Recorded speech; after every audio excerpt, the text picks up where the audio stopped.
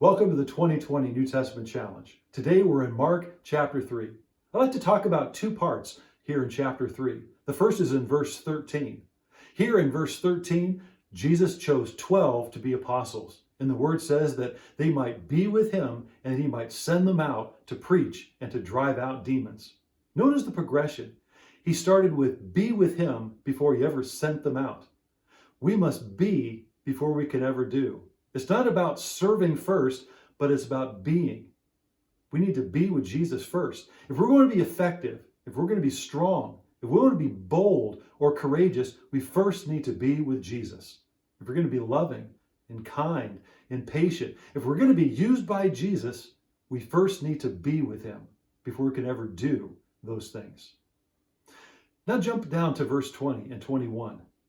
Here a great crowd of people were gathered and they were trying to have Jesus meet their needs. There were so many people, it says, that Jesus and the disciples couldn't even eat. Jesus' family came to take charge of him, it says, and they said that he was out of his mind. Can you believe that? His family said that Jesus was out of his mind. Why would they say that? Probably because Jesus brought God into everything. He loved like no one else.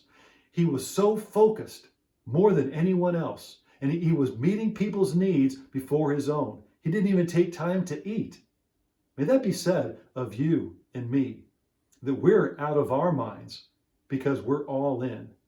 We bring God into everything. We love like no one else. And we are focused like no one else because nothing else matters than serving Jesus and loving people.